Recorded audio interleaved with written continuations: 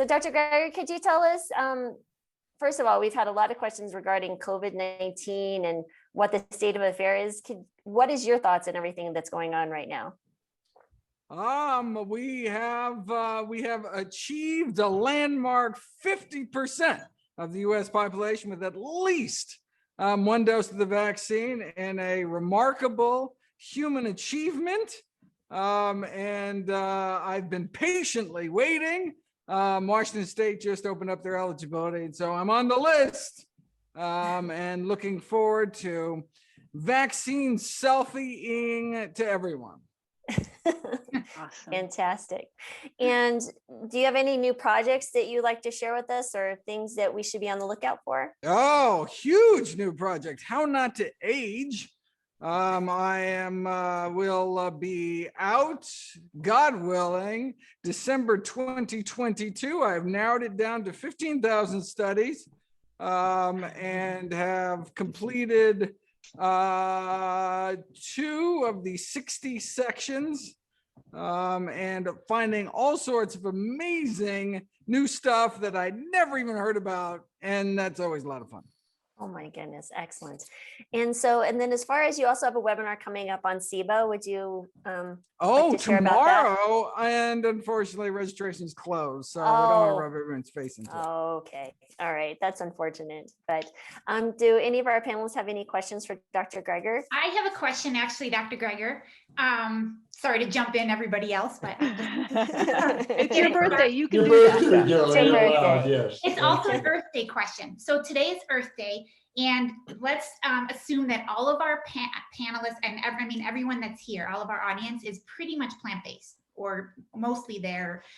So we're a pretty plant-based group in general. So what is something else that we can all work on for today and this year to really help with the planet and take it to the next level?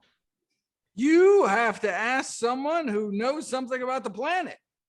I can tell you about nutrition, and but I don't think I have any unique insights into ways to reduce our greenhouse gas footprint or water, beyond what everybody knows in terms of not driving, blah blah blah. But yeah, sorry, not my area of expertise, and I don't want to I'll leave it to the experts.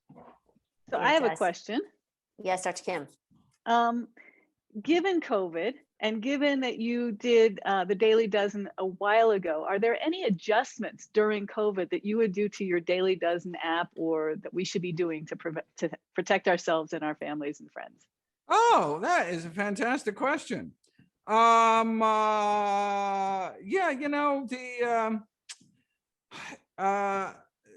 there are these amazing studies on simple foods that can boost your immune system, like randomized double-blind trials showing that, for example, broccoli sprouts can reduce viral loads from influenza, decrease virus-induced inflammation, and boost our antiviral natural killer cell activity, all from just eating broccoli.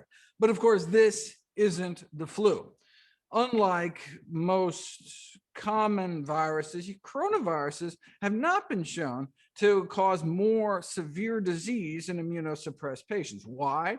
Because it is your own immune system that appears to be the main driver of lung tissue damage during infection. Starting around the second week of symptoms, the virus can trigger what's called a cytokine storm. It's kind of like an autoimmune reaction where your body overreacts, and in attacking coronavirus, your lungs get caught in the crossfire.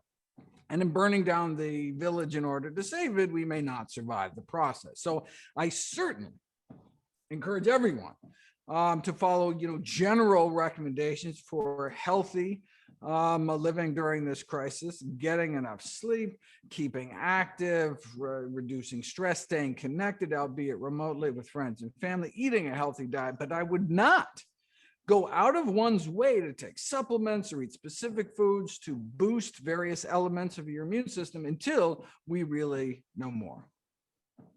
Excellent. Thank you. Any other questions? Anybody else here? Dr. Greger? Dr. Nikki? I don't think I introduced myself earlier. So Dr. Nikki Davis, I'm a new graduate from residency. So I'm boarded in family medicine and lifestyle medicine. Awesome. Where are you located? I'm in Salt Lake City, Utah. Oh, I've got family in Salt Lake. You know, I think I saw you here a few years ago at one of the local plant-based restaurants. I would not, that would I not be think a so. surprising find. Hopefully, I was eating an enormous plate of broccoli. And if I wasn't, you can just pass Yeah, over. I don't think it was. Well, my question is kind of a follow-up with the supplements. So, you know, I think all of us can agree that B12 is important if you're going to be eating a plant-based diet. Are there any other supplements or vitamins or anything else that you typically recommend to your patients, or I mean, I guess to the general public besides B12? Yeah. So not just important, but critical, right? I mean, and I think as you, continue into practice and have a, plant-based clientele, you will see these cases of sometimes irreparable damage done by vitamin B12 deficiency. So yeah, critically important to have a regular, reliable source of vitamin B12. That can be through supplements or fortified foods. And one hesitates to even make any other supplement recommendations to dilute the importance of the message about B12. Right. So when someone says, oh, you get insufficient sun, you might want to take some vitamin D, you want to do this, well, maybe you should consider this. It's all like, oh, it's a whole bunch of stuff you got to do. And, when there should be one supplement message for plant-based populations, B12. So that's not to say there aren't other things that can be useful for people, but I think that's such the most important message. And anytime I'm caught talking about other supplements, I'm always in the back of my mind have this nagging fear that this is going to get people to just kind of haze over the importance of the big one. So if there was like so that's like way on top of the mountain, like dun dun dun, scientific consensus, no controversy, have to do it, blah blah blah. Okay, so that's important. Okay, now, but you have that doesn't answer your question, and that's an excellent question. Okay, well, yes. Besides that, so that was my preamble.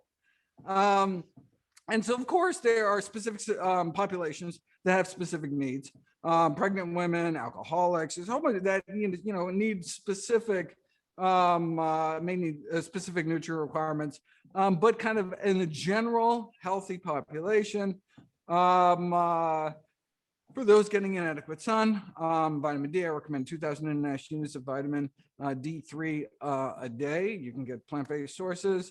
And in fact, I was just reviewing it this morning. We're putting out a vitamin D infographic, which talks about, well, at least for the Northern Hemisphere, where it talks about at each latitude of what city you live in, what months you can get, enough vitamin D if you're, white enough and skinny enough and young enough and, have enough of your skin exposed. And we kind of go through, it's not difficult, but, some areas, no matter how much you, sunbathe naked in January, February in the Boston Commons, you are not going to make any vitamin D. The sun's rays are at such an angle, you simply just don't make it, which was done by fascinating research done at the roof of the HNRC, the USDA research building there, where they took human foreskins on the roof.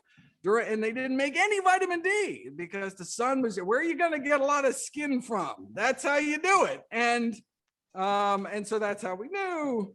And so now, of course, fat soluble, you can maintain those D levels during those months, but can you maintain optimal D levels for optimal health? That's a legitimate question. I have a bunch of vitamin D videos coming up talking about all the new big randomized control trials that are coming out.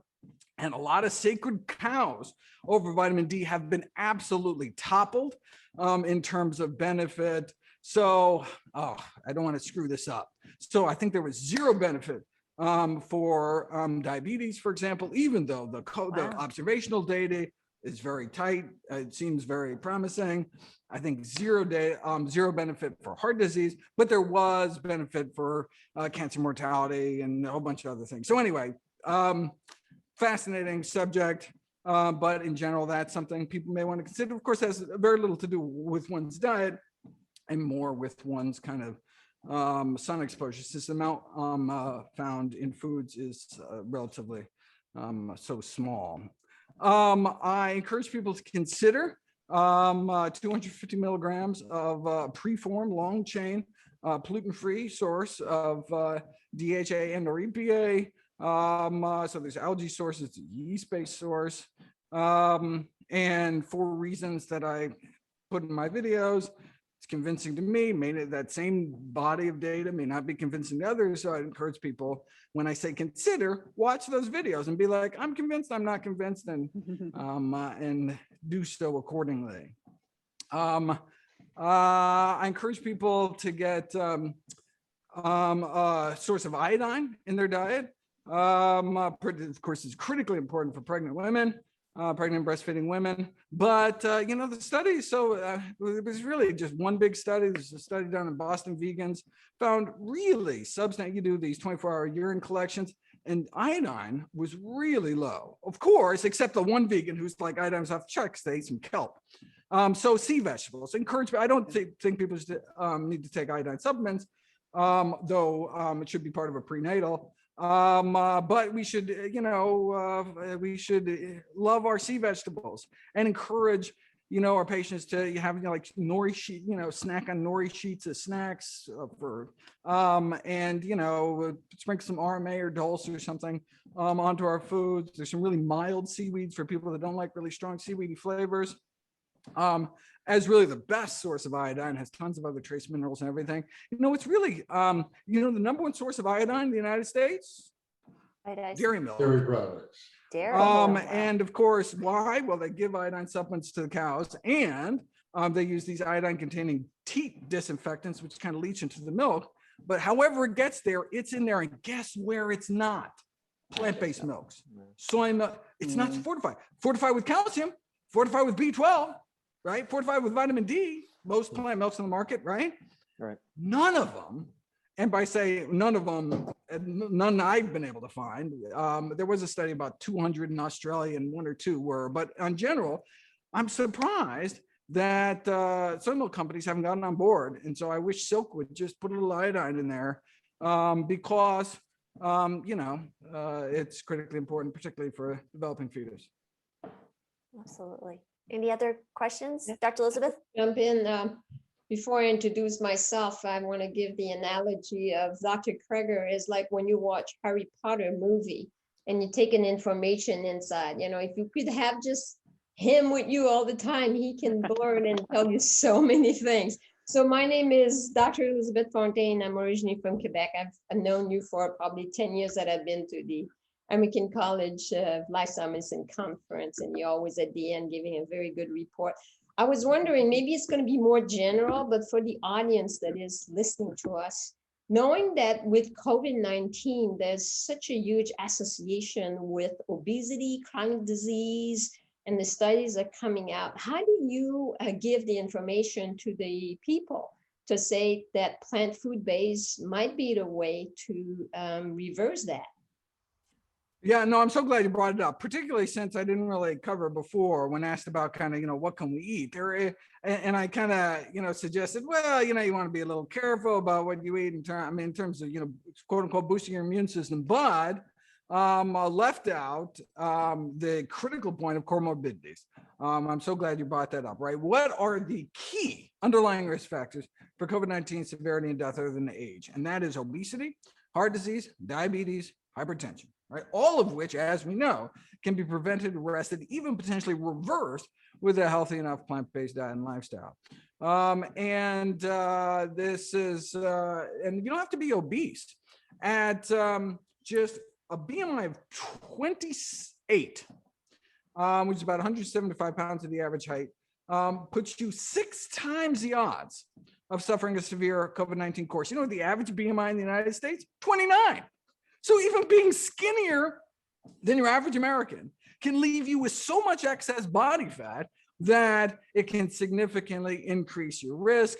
This is probably due to greater systemic inflammation But at a certain weight, you actually get fat covering the heart itself, which can directly drip inflammatory cytokines onto the heart. Then, of course, there's kind of obesity hyperventilation syndrome, where there's just restriction of breathing from so much kind of fatty tissue in the upper body at a certain weight. But this is critically important. This is something we could dramatically alter in terms of our risk.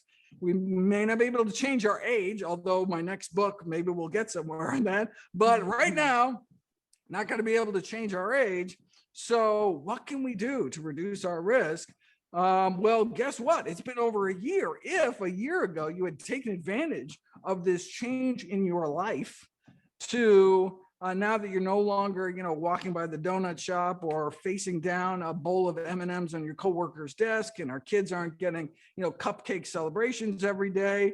If we now took the advantage of this time to start the exercise program we know we've always wanted to do, or that meditation practice, or cleaning out our pantries, now that we have a little more control over our food environment, by now, you could have lost enough weight to dramatically reduce your risk, as much as so many other things, so much more than, wiping down surfaces with, all that time you were spending wiping down surfaces with some kind of, antiseptic cloth.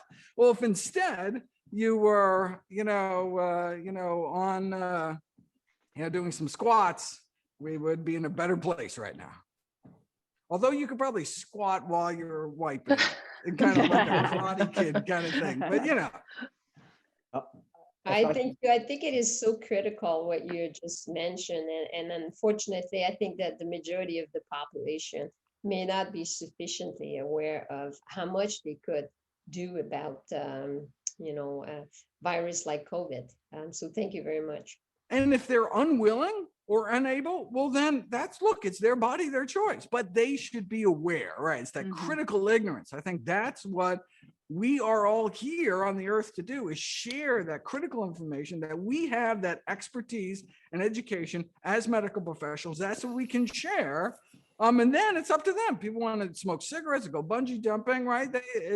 But they should know the predictable consequences of their actions, and we can share with that them with that information, so they can live the longest and healthiest lives. And that's what all the group here is all about. I love it. This is so exciting to be on with such an esteemed panel of experts. I feel like I'm so glad we're all in our different locations, because the industry could just take us out with one, this is a bad, Oh, goodness. And Jeff, did you have a question, Dr. Jeff? Oh, I think Dr. Greger said as he was wrapping up, but I think part of it is we've seen patients who during COVID have taken this opportunity to start to change their life around based off their comorbidities and say, okay, this is really going to be the impetus for me to lose those 10 pounds, or for me to switch to eating a better diet to help control diabetes. There are plenty of people who sort of say, oh, I'm just going to, or think, maybe it's too much to overcome my hypertension and my obesity. I'll just hunker down until all this passes by. But when all of this passes by, which we're seeing, improvements with vaccine and all that, they're still going to be living with their obesity and their hypertension and their heart disease. And so I think it is our role to get the information out, to talk to our colleagues who are medical professionals who either have no idea that this information is out there or don't believe in it, get them turned onto your site and other sites, so that the next time something comes through as well, something like you've been mentioning, an influenza that has a higher mortality, that everyone is in a little bit better place. And maybe it doesn't come around at all in the first place because we've backed down on the amount of meat production and chicken production, et cetera, in the United States and around the world, Yeah. I mean, we can't predict the next pandemic, but we can predict the current pandemic of chronic disease, right? I mean, so, right, you're hunkering down, you live through this to have a stroke next year. I mean, how is that going to help you?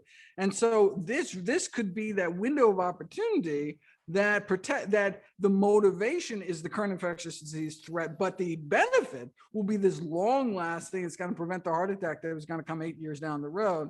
that could be really, really useful. And that could be kind of the silver lining. Unfortunately, it appears what the statistics are showing, at least early, is that people have gone the opposite direction and have used these new delivery apps they have just discovered to be like, what? I can get donuts at a press of a button at any time.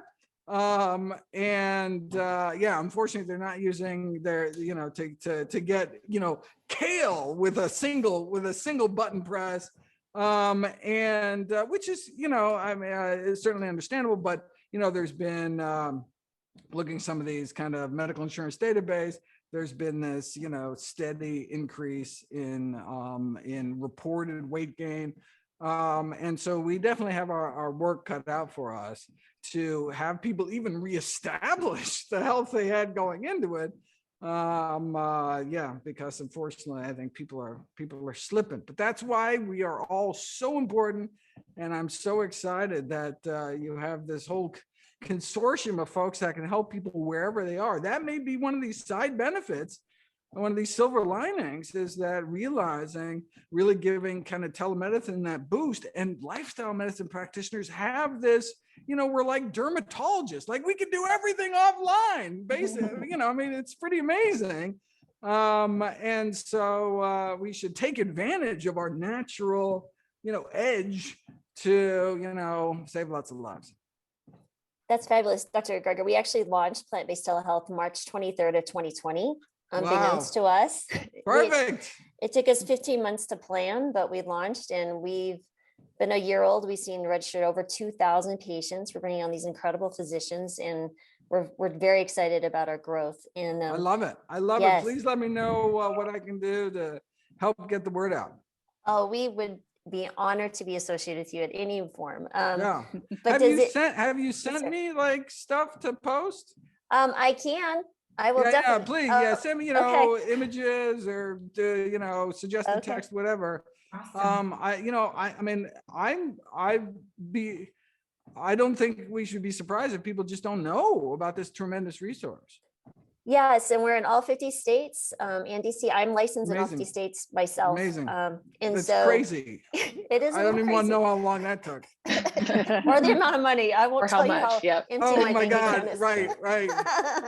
I think you're the only one who's advocating against kind of a unilateral system, because you went through it all. Like, it should not be easy for other people. This is. I want it to be good for our lifestyle medicine docs, because that really is one of the barriers, is getting the docs license in all these states. Sure. But oh my God, what a nightmare.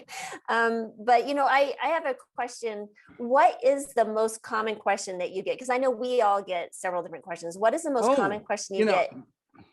I probably get the same kind of things that everyone else here can all share their common questions. I get such this breadth of questions, but enough things come up that I, it actually changes the order in which I research things. So I got a lot, like tomorrow's webinar, right? SIBO, get a lot of SIBO questions, leaky gut questions. Last webinar, thyroid, a lot of thyroid questions. And so, it's those kind of questions. And, I would just give my kind of standard, last time I looked into it, this is all we could do, to be like, wait a second. Last time I looked into it was like 2007 or something. It's like, oh my God, who knows what's out there?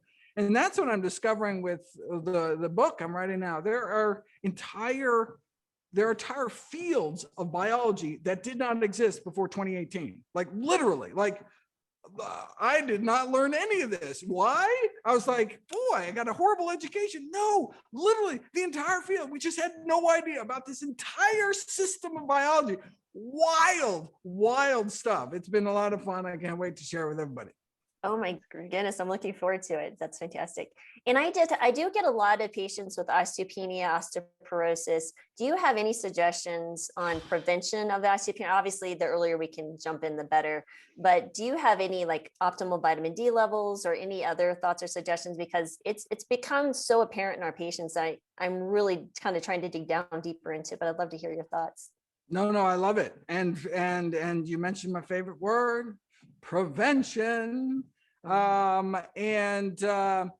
I have collected every important article that's been written on this for my chapter on preserving your bones, which is in this book. And so I'll have all sorts of new, exciting things to share. All I have now is basically what's on the site. And that is most critically important weight bearing exercise, just like we were built to move. And so, you know, people look at you when you say, you know, you should be doing weight bearing exercise an hour a day, like an hour a day? Are you good? It's like, wait a second, how did we evolve? All we did was evolve was moving around. Like, I mean, so wait a second. I mean, an hour a day is nothing compared to kind of what our skeletons were meant to have this constant stress all the time. And when it's not, why would our body waste? It's a use it or lose it. Why would our body waste all this energy, you know, constantly remodeling our skeleton when it's got other things to do? If we're just gonna sit on the couch all day, oh my God, we got all sorts of other things we can use. You know, it's just, you know, so it's like, you know, putting your arm in a cast and your, you know, biceps wither away. Well, you're putting your whole body in a cast, basically. So really that's and it almost seems kind of like, it's such a boring answer. It's like, oh yeah. No, but tell me the super cool superfood that can help my bones. You know, no one wants to hear that all you have to do is stop smoking. All you have to do is move. Like, yeah, no, but give me the super individualized, personalized, you know, no, but for me, what should I do? I mean, you know, that's really, I mean, that's the foundation, I think, of where we should go with it. And then, yes, there are other things we do, you know, have to get, you know, a certain amount of calcium for non-vitamin D, all these other things. But you know, you could be bathing your body in all the calcium in the world. Your body's not going to stick in your bones unless it thinks it needs to. It's not going to just waste it. And so, yeah, that's the foundation. But I will have all sorts of other cool stuff. And I'm going to be doing a review of all the, you know, all those crazy new generations of osteoporosis drugs, which at first glance don't seem like great options to me, but you know, I don't want to say anything without doing a deep dive. But yeah, we'll see where the science goes. Excellent. And any other of our docs have questions? I wonder if for the audience, is that okay to Go for it. Dr. Krieger mentioning what's his website and Yes. so that our audience. Yes. Dr. Krieger, where can we find you? Because I'm pretty sure. You can go to nutritionfacts.org, which is a free science-based public service offering about 2,000 videos on every topic I could think of in nutrition and health. Everything's free. No corporate sponsorship, no ads, nothing like that. Encourage people to check it out. And share the good news that we have tremendous power over our health, destiny, and longevity. The vast majority of premature death and disability is preventable with the plant-based diet and other healthy lifestyle behaviors, and you are all making it happen.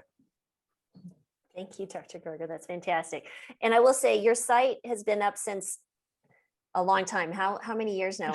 Today, well, not today. This year is our 10-year anniversary. It's 2011. Wow, that's incredible. Because when I switched to a plant-based diet in 2012, your site was one of the first ones I found to try to figure out how to do this as a doctor. So thank you for putting all your effort and work into it. Fantastic. You have influenced every single one of us in such a positive way. That's so exciting. All right, well, look, you're the ones in the trenches, right? You're the ones with the clinical experience. I can read all the peer-reviewed papers in the world, but I have this massive knowledge gap, and that is what actually happens on a day-to-day basis. And so together we can complement each other's, you know, knowledge base and help people out there. Fantastic. You're our secret vitamin K, as in knowledge, Michael. Really, I have excellent. Not only for how often during the week I refer to nutritionfacts.org, and you're just an invaluable resource. But I got a compliment today. You were pitch perfect as far as your answers go, from the osteoporosis to obesity to COVID. You just hit all the right notes there, and you're a virtuoso. And I really, I just really treasure you. So thanks for dropping by. It really helped. Thank you. Big shoes to fill. All right. Thank you, everybody. Thanks, Dr. Greger. Thank Have you, a great Dr. day. Greger. Thank you, Dr. Thank you Greger. so much. Excellent. All right. Thanks, everyone. We have all these wonderful doctors at your beck and call now. We do have multiple questions that we'll be happy to answer for you. And we do appreciate everyone for joining us. And that was a lot of fun. And hopefully we'll be seeing Dr. Greger sharing even more about plant-based telehealth, and that is plantbasedtelehealth.com, and you can make a visit with any of these lovely doctors. So we jump onto some questions. You guys have a few extra minutes to answer some questions. All right. And can I just say real quick while you're reading the questions, Go for how it. about that enthusiasm, you guys? Everyone out my there, like, gosh. aren't you just pumped now to get even healthier than we already are? Like, I just love it. That's fantastic. And here's some good questions. Eva had a question. I'm allergic to soy. What can I eat besides beans to get enough protein? How much protein is needed for a 70-year-old, 130-pound woman? Any thoughts or just some general suggestions on protein sources in a plant-based diet?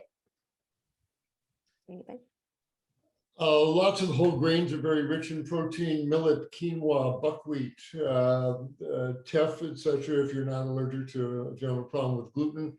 And on nuts and seeds, throw some almond butter into your smoothie. Hummus is a wonderful way to get high protein dishes going.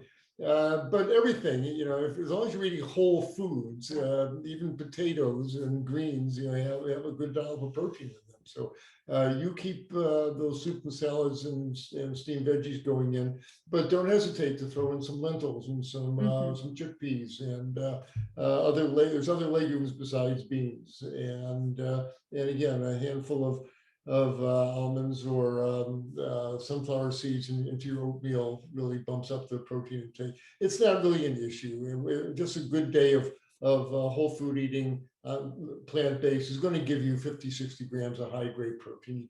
You can't really avoid it, so not to worry so much about not being able to tolerate soy. Fantastic. Yeah, I was going to say, I think, we know that all living things have protein. So just like you said, whole food plant-based diet is going to have protein in everything you eat already. And a lot of people actually get too much protein. So if you're so worried about getting enough protein, don't worry about that. Just eat the whole food plant-based diet. You're going to get plenty. It seems, Nikki and Dr. Klepper, you have a little bit more in the nutrition part. And that question that Eva is asking about, how much is enough? Because do you remember, or do you have the idea of where this amount of protein came from in the literature for our baseline, just to try to help people and determine how much protein, when you say enough is enough? Yeah, it's a strange and sordid story as the nutrition guidelines are being formulated. The meat industry, the dairy industry, all had their input and really jacked up the amount of protein that's recommended. The truth is, our Homo sapiens body really, when you do amino acid studies, balance studies, etc., we really use about 20 grams of protein a day. We don't use that much. We recycle a tremendous amount as we slough intestinal cells off our mucosa. And so this whole thing, 50, 60, 80, 100, is just a gross excess. And so, as Dr. Davis said, if you just eat the grains and the beans and the fruits and the veggies, you'll easily wind up with 50 or 60 grams of protein, which incidentally happens to be the ballpark numbers of what the USDA is recommending, NIH. But again, the only pitfall is getting into the processed stuff that are oily and salty and sugary, and filling up on that. Then everything goes pear-shaped, as they say in New Zealand. But as long as you're eating whole foods, the protein really isn't an issue. Relax and enjoy your vegetable lentil soup. Dr. Clapper, every time we're on here, I always get another Dr. Clapperism. I'm going to make a list. The flea's navel, that was by far my favorite. I think I mentioned that multiple times. Oh my goodness, it just tickles me. All right. And I will say, after 20 years as a doctor myself, and I'm sure there's probably 100 years of more of experience on this panel, the only time I've seen protein deficiency is someone who's not eating enough, who has a severe eating disorder. Exactly. It's a number of calories. And so if you're eating enough calories to maintain your optimal weight, you're going to be doing okay, and eating a wide variety of foods, as Dr. Clapper is suggesting, but also be in a burn unit, like literally when you're steeping things, you're losing it from fluids. So, those are, and there's obviously other rare cases of people are very ill, but really just pay attention to eating the wide variety of foods and enough to maintain your satiate your food, your hunger, and then also maintain your healthy weight. And honestly, you'll be fine. And then there's a good question we get all the time. I'll leave it, since we have all of you amazing. The mind power in here is kind of cool. It's a little bit fun. Could someone please address the debate around olive oil? All other oils eliminated, but keep hearing conflicting evidence around olive oil. Thank you. That's from Karen. Any question? Anyone like to start that debate? Or so the basis is, I'll let other people add to this, but the basics of oils are, you are taking out all the fiber and all the connected micronutrients, or most of them, no matter whether it's olive oil or any other oil. And certainly you don't want something like coconut oil, which has a high amount of saturated fat, but olive oil is 120 calories per tablespoon of pure fat. It is not as healthy. It's processed. You want to go to olives versus olive oil. And and it is also inflammatory. It affects your endothelium lining. There's so many reasons that I would not suggest, having olive oil on a regular basis, but I'll let other people add on to that. Anybody else? And I'll say, just clinically speaking, in addition to what Kim just said, I agree completely.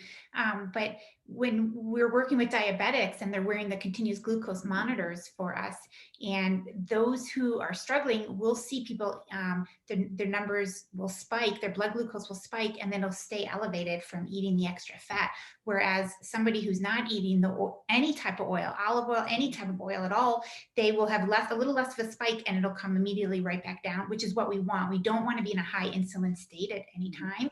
And so we're seeing dramatic results. And I can look at my patients and think, oh, what did you have last night? I can see and so it really does respond for diabetes, that even every little bit of oil, regardless of the type, we can see a difference.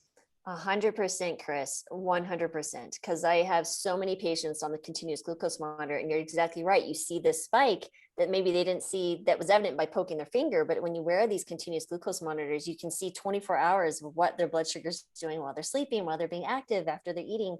Someone is eating on a plant-based diet, they go out and have a cheat meal, or they go out to celebrate something, they may suffer for 2 or 3 days with higher blood sugars than they normally have, and they feel it. So every little bit counts. And I don't care if it's olive oil or anything, like a higher fat meal, even from avocados and nuts and seeds. So even that, if you're having some insulin resistance and you're worried about your blood sugars, and I'm not saying these aren't healthy foods and they shouldn't be part of your diet, but they should be definitely moderated in certain cases. So these are excellent answers. Anyone else have anything else to say about that? I was just going to say, some of our participants might not really understand how eating fat correlates with high blood sugar. And so something that we do know is that you have what's called these intramyocellular lipids. So it's fat within cells, so especially muscle cells, where your body, your cells have a difficult time using that blood sugar and getting it into the cell when you've got extra fat in that cell. It just kind of gums it up and doesn't allow you to pull that glucose out of the blood and into your cells to make energy.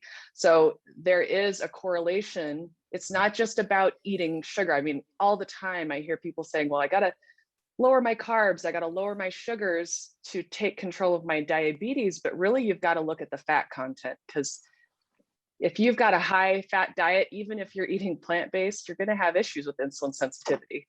Yeah, I agree with all that. I just like that we talked about earlier, when we're eating something, we always have to think compared to what. And I think as plant-based providers here, we're seeing patients at all levels and all stages. And if, you know, I have a patient who's been cooking her beans with lard for the last 30 years, and she's willing to trade olive oil for lard. I think that that's a great start for her.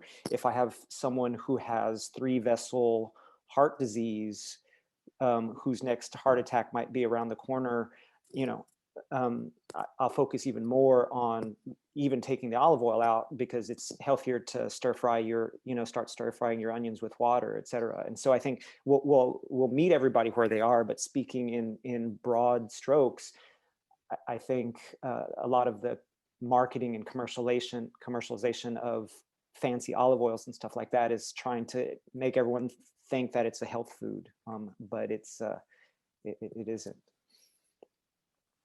Exactly. I think when they focused on the Mediterranean diet, everyone's like, ooh, oil, okay. Right.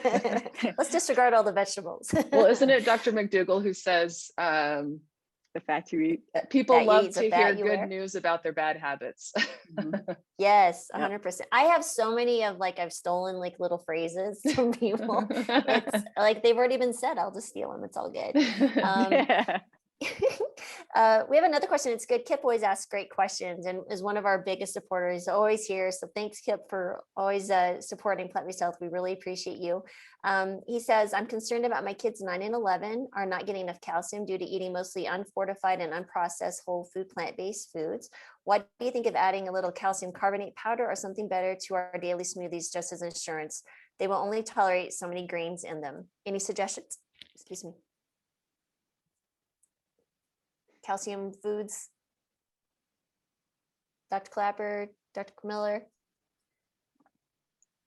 There's calcium fortified soy milks and rice milks that you can add into your smoothie, and you know, you should really do a nutritional analysis of, you know, document what your kid's really eating and put it onto a nutritional chronometer or one of the programs, and find out how much calcium they're really consuming. Is it really an issue at all?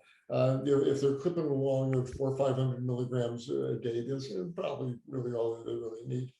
If they're only eating, you know, 5 milligrams or so, it's hard to believe. But as I said, you can use calcium fortified soy milks and rice milks.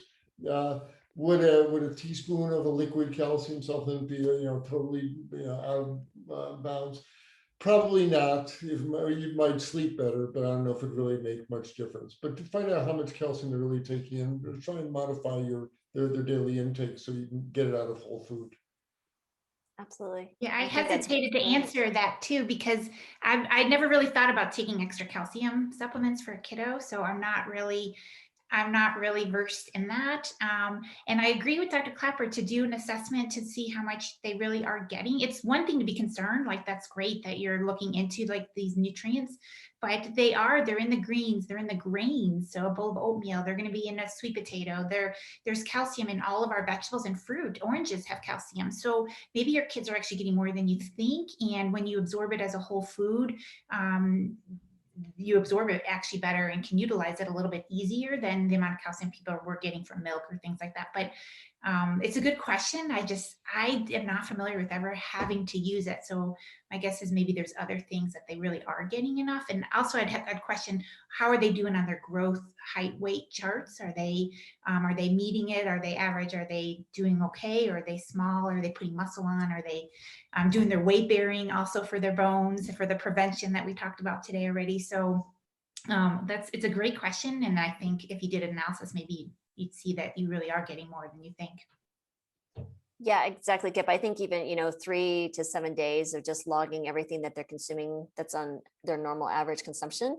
And then there's always additional blood testing we can do. There's specialized calcium tests if you're really looking at, concerned about what that is. And then I think, what Dr. Clapper and Chris are saying is exactly right. You'd really, most of the time we should be fine. We spent thousands and thousands of years growing as humans and never worried about, supplementation when it came to calcium and other things. So if you're really worried about it, let's really do a detailed analysis and test and don't guess. And then you can rest at ease. But I understand as a parent, but I will tell you, I raised they were mostly, well, except for the oldest one.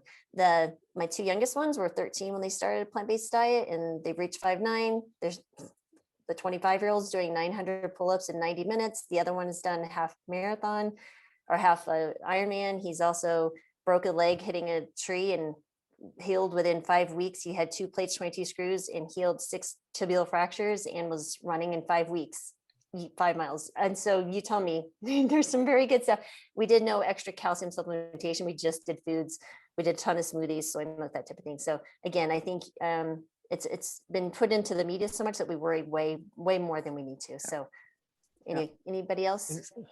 What's the book? Is it with Brenda Davis, and was it Reshma Shah? The book on Nourish. Nourish. Yeah, Nourish, Nourish, New that might be a Kiddo. nice read. Actually, that's a great idea, Jeff. Yeah, that book has so many resources for people at all stages of their lives, including kids, with the nutrient recommendations. That's an excellent resource. Absolutely. Okay. Kip says her daughter's allergic to soy, or his daughter's allergic to soy milk. I've tried, but she's fine with homemade soy milk. So that's good. Okay. Excellent. Homemade soy milk. That sounds delicious. Yeah. It is good. It is good. Sounds very good. And one really interesting question too, I think, which, Chris and I have actually talked about offline before, is, someone's asking about polycystic kidney disease. It's a genetic variant of it, but, kidney disease in general, any thoughts or suggestions for someone who may have either moderate to severe chronic kidney disease? Well, first of all, whole food plant-based diet really is the way to go. Animal protein and high animal protein and dairy products really are hard to digest for the kidneys. So hopefully whoever is writing that is already whole food plant-based, completely committed to it. It really affects the kidneys. And then from there, I would say just go with at least to start with. As it gets more advanced, there's a lot that we do. But at the beginning, it's a diverse whole food plant-based diet, eating your whole grains and your legumes and your fresh vegetables and your fresh fruits and a little bit of nuts and seeds. So a very good, diverse, well-balanced diet is important. As people progress with kidney disease, if they start having abnormalities in phosphate or in potassium, then we do more low potassium type diets. So certain foods, there's certain vegetables that are a little bit lower in potassium. And that's because people with kidney disease aren't able to metabolize these electrolytes, which are happening at the level of the kidney, and they're supposed to be excreted and absorbed, and that's not working properly anymore. And so we have to start paying attention to the amount of electrolytes in the foods, but we can help work with that. So working with a knowledgeable physician, one of us, or a dietitian or your doctor, to make sure if you're an advanced person. But we do see kidney disease at least stabilize oftentimes, and sometimes even improve. So there is hope with it. So it's definitely the right diet though for that. Mhm. Right.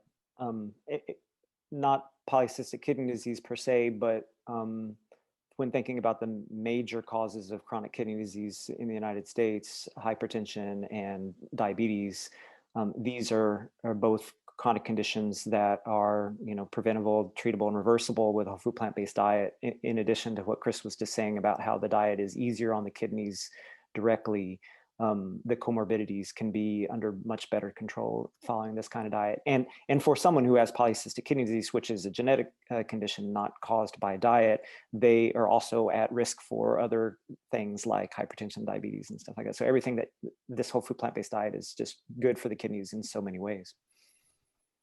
Absolutely. Excellent. You have time for 2 more questions, everybody? Sure. These are some good questions, and I think they're broad. And so what effects, beneficial or not, does a plant-based diet have on type 1 diabetes and hypothyroidism? Any thoughts? Or I can tell you what it does in hypothyroidism. I have my own personal story with that. Why don't you take that one to start with, Lori? All right. So I was diagnosed with hypothyroidism 25 years ago after I gave birth to my second kid. And I went to a plant-based diet 9 years ago and had escalating doses of levothyroxine, which is the thyroid medication. So I was 15 years in, and I started having some weird issues occurring after I switched to a plant-based diet, not thinking that my thyroid would improve. And sure enough, it did. My testing showed that I was taking way too much medication. I have since then continually actually needed to reduce my dose. And actually this year I need to reduce it again, which is mind blowing. Cool. yeah, it's bizarre to me. I was like, oh my goodness, again, here we go. And so it certainly can improve even well into now. I obviously probably will never completely reverse my thyroid because of the regeneration issues is not going to happen, but I'm obviously not taking it off as much as I was apparently before. So there is some hope, especially if you're early into your diagnosis, that we can. I've certainly seen people completely reverse it if you're early into that process. Now, of course, if you've had thyroidectomy and some other things, or you've had thyroid cancer, you will need medication, things like that. The type 1 diabetes, obviously, we're not going to reverse that process occurring. Now, there is a few case reports from Dr. Furman that very early on with, you had some antibodies showing positive. Those are some interesting ones you can find at the ijdrp.org. It's the International Journal of Disease Reversal and Prevention, and those have been hosted there, published. But type 1 diabetes, they can also have insulin resistance. So we want to prevent that. So even if you're a type 1 diabetic, you will have benefit just like a type 2 in reversing that process. And I see patients my youngest type 1 patient was 4, he's 5 now, he's doing fabulous. But what we're looking for is this time and target where you're in this nice controlled zone, not like you're going woo, woo, like this with your sugars and having mood and all sorts of issues. But what we see is a nice, gentle control, just like someone who doesn't have diabetes, in that tight control. It's all this fiber and these amazing nutrients, and you have wonderful control. I know some of our dearest friends and supporters are Mastering Diabetes. Cyrus and Robbie, check them out, masteringdiabetes.org. They have such amazing resources, and their book, Mastering Diabetes, will answer all and many of your questions. So definitely check them out, guys. They're an amazing resource. But anything else anyone like to add? Or okay, I got one more question for you guys. One is Stacy asked, what foods in a plant-based diet aid in mood stability or help with depression, anxiety? Any thoughts on any of those or suggestions because anxiety, depression is so rampant, especially now. The issue is creating a healthy microbiome, because most of the serotonin and feel-good chemicals that find their way into the brain actually come from our gut. So you want to really foster a healthy garden of microbes in your gut. And then is giving them lots of delicious fiber to consume. So lots of dark green leafy vegetables, and especially the resistant starches in legumes, so lentils and beans and greens. My wife and I had beans and greens for dinner last night, and I'm feeling happy today. So, but seriously, and don't be drinking alcohol and a lot of chlorinated water and things that imbalance your gut flora there. But cultivate a healthy garden down your colon there, and everything will start feeling better, probably up north of the collarbones. Okay, does everyone agree with me? I love Dr. Clapper when he talks because cultivate your garden down below. That is awesome. Oh my goodness gracious. Does anyone else have anything else to add to that? That was great. Or maybe that gives us the chance for Jeff and I to introduce the fact that next week we're going to present on menopause and plant food base. And with the menopause, you do have mood swing, anxiety. So might be a good idea if some of you or friends wants to join us. So Jeff and I will discuss that next week.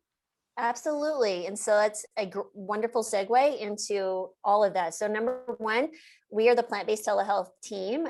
You can find us at plantbasedtelehealth.com. Dr. Elizabeth will be opening up her schedule in the coming weeks to month or so. But everyone else is available for immediate appointments. You can make those appointments on our website, plantbasedtelehealth.com. We do these webinars the second and fourth Thursday of every month. We go live on Facebook, where we will see your questions and answer the ones best we can. You can register for the webinar at plantbasedtelehealth.com. You'll see a little link at the top there, the menu bar. And then we're starting on Fridays, we either do an Instagram live or Facebook live. I believe it was at 10 a.m. Mountain Time. Mm-hmm. Yes, 10 a.m. Mountain Time on alternating Fridays. So that would be the first and third Fridays of the month. And if there's a fifth Friday, we'll jump in there if we can. But be watching for those. Follow us on Facebook, follow us on Instagram. That's where we do a lot of these things. Sign up for our mailing list. We put out a monthly newsletter that Dr. Chris Miller and Anthony put together every month, and Anthony Masiela, who's our co-founder as well. And so just some really awesome information that you'll find there. And sometimes we just jump on and give you guys free bonus. We'll be, for example, every Friday after every Friday, actually, I have one of the docs on at 11 a.m. Mountain Time. Forgive me if I put everything in Mountain Time. I know most people don't live in Mountain Time, but that's where I have to think because that's where I am.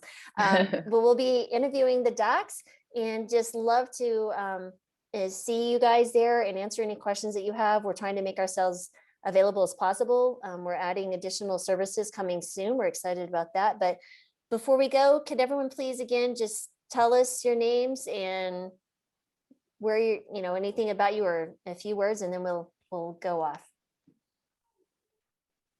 Dr. Clapper, I know you have to go. Do you want to go ahead and start? I'm Michael Clapper. I've been doing this for a long time, and will be happy to share my experience with you. And the best thing I do is shut up and listen to what you have to say, and usually sorts itself out from there. So hope to see you and take advantage of my wonderful colleagues. They're just excellent physicians. It's been an honor to be here today. I wish you all the best and happy Earth Day. Go out in the green and do something to make it a better world. Thank you, Dr. K. Yay, and I know you're off to Israel, so. Okay. All right, Dr. Jeff. Sure. I'm Jeff Pierce. I am licensed in California and in Texas. Happy to meet with you and help however I can to work with you to maximize your health. Excellent. Dr. Nikki? Yes. Hi, Nikki Davis. I am board certified in family medicine and lifestyle medicine, and happy to see you. Come see me anytime. And I love being part of plant-based telehealth. I've just recently graduated from my residency in 2020, so I'm super excited to get going, and thank you for coming out and seeing us today. And Nikki has merged engineering with medicine. That's smart. That's called smart cookie. Smart cookie right there. Oh my goodness, it's incredible. And Dr. Elizabeth? So Dr. Elizabeth Fontaine, I'm in Vermont now, and I'm an OBGYN, also lifestyle medicine. I'm going to be starting with the group, seeing people in May, and I like to focus into women, menopause, and exercise, weight loss. That's definitely an arena that plant-based can do some amazing impact. So, and you are quite the athlete, so that'll be it. Whoever gets to see you will be very blessed. And so, Dr. Kim? I'm Dr. Kim Scheuer. I'm family practice, lifestyle medicine, licensed in over 10 states, and love also weight loss, exercise physiology, and getting people off of medications. That's what I love to do. So now, Dr. Kim also speaks Spanish, so does Dr. Pierce. So that please keep that in mind. So even if you're international from Spanish-speaking countries, they will be happy to see as well, or if you speak Spanish. And Dr. Kim also does American Sign. Kim, you'll need to talk, so it'll pop up here. I'll do American Sign Language also. So I'd be happy to see anyone who's deaf and needs that help there. Perfect. Excellent. Dr. Chris. Hi, I'm Chris Miller, and I'm based in Colorado. I've been doing lifestyle medicine for 10 years now, and I love it. I love helping people with chronic illness. So if you have some medical condition you can't figure out, or you're not getting the results you thought you'd want, I'm happy to take a look at it and dig deep and figure out what's going on with your individual body. So it's been so fun. It's so fun to see all you guys here. So thanks for joining our community. And it's so wonderful having all these docs here. It's great to see that everybody growing and all this knowledge power. I just feel it being around you guys. So it's awesome. So this is a great group. Chris, you're so right. I mean, when we look back over the last 13 months, Anthony and I started this, it was myself in 13 states. And we were like, I hope this works. So we spent a lot of time and money launching. And then Chris was brave and joined us very shortly thereafter, then Dr. Clapper. And we started bringing on these amazing doctors. We've talked to so many doctors and so many patients. And here we are in all 50 states and DC, and we have been in multiple countries around the world. So honestly, it blows my mind. And I will tell you, we have to lay all this at the feet of Anthony Masiello. It was his idea. He harassed me to no end. He's like, Lord, we have to start this plant-based telehealth thing. And I'm like, are you crazy? You have any idea what this is? you guys, it took us a year to plan and overcome and pay lots of money to lawyers and figure this out. But thank you, Anthony, for your due diligence and pushing when we know it can happen. Anyway, so you guys ever say hi to Anthony? I know a lot of our patients love him. We love you, the one that Anthony. answers We the love you, phone. Anthony. Woohoo, We love you, Anthony. He is we should be supporting him and telling him how awesome he is all the time. So thanks everyone for listening. We so appreciate your time and we love your support. Please tell people about us because that's the only way we're going to grow is continue sharing. Of course, we put money behind marketing, but nothing is like telling someone else, I got help at plant-based telehealth, and I'm so glad I did. So thanks everyone, and we hope you have a wonderful, wonderful weekend. Bye. Thank Bye-bye. you. Take care.